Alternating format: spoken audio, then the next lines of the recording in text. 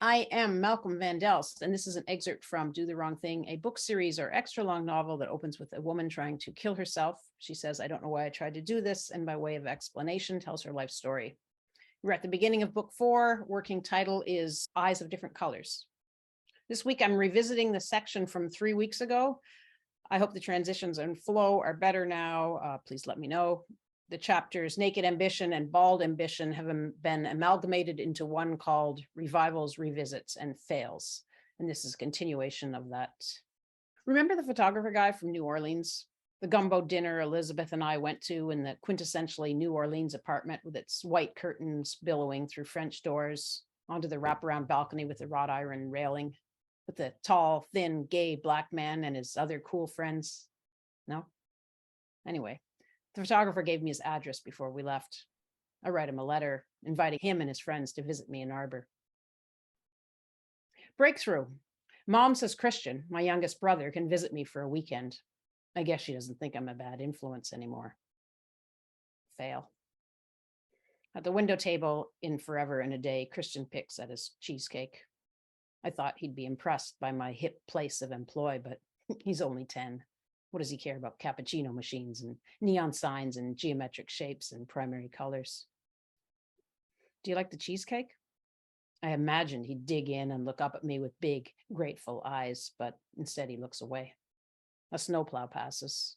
He jumps up, gets to his knees, and cranes his neck to watch it, eyes now big and full. The plow rips by, pushing 4-foot snowbanks even higher, lights flashing, beeper beeping. Christian was 5 when I left home, and since then I only see him when I visit the farm. Those are infrequent, unhappy, and short occasions. Just past toddlerhood when I left, now he's approaching his teens. I thought it'd be like riding a bike, that we'd pick up where we left off, but he doesn't need me now. He's got Mom or Sandra performing his physical care. He likes machines. Well, I like anything but. Culture, different ways of thinking and believing, different religions, different lives for women. But I love Christian and Stephen. They were my refuge, maybe. With friends, I was always measuring up, as I was with my mom. If not a reason for living, they loved me unconditionally.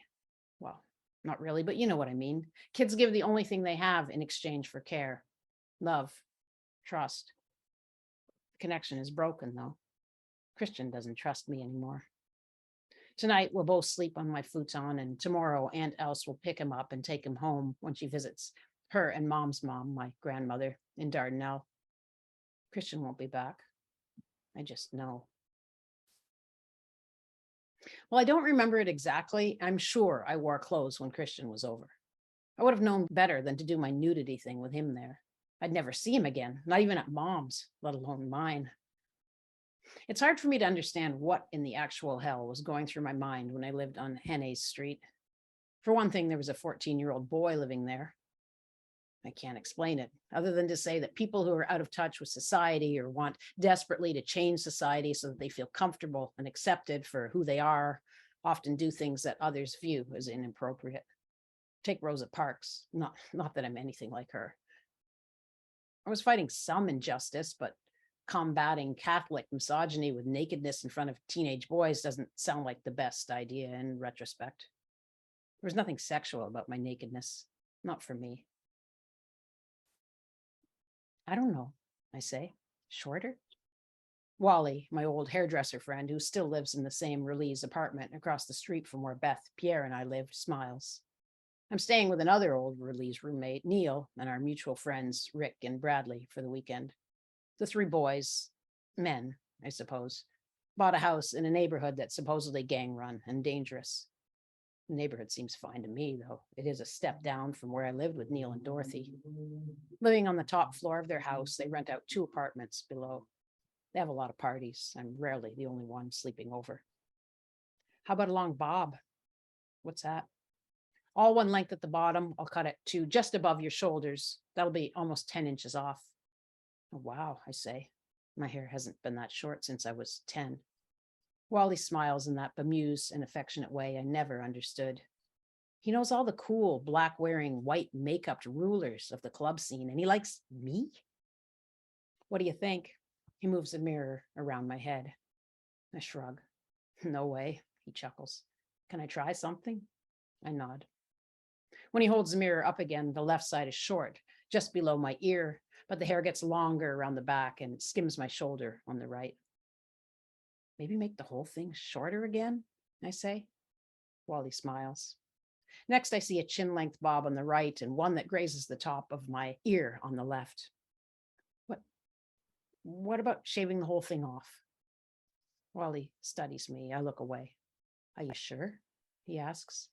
That's 15 years of hair growth. I remember when he wanted me to star in his hair show, how everyone complimented me on my long curls. Yeah, I stutter. I want to sound sure of myself. I don't. Wally studies me again, then puts down his scissors. Okay, he sings songs.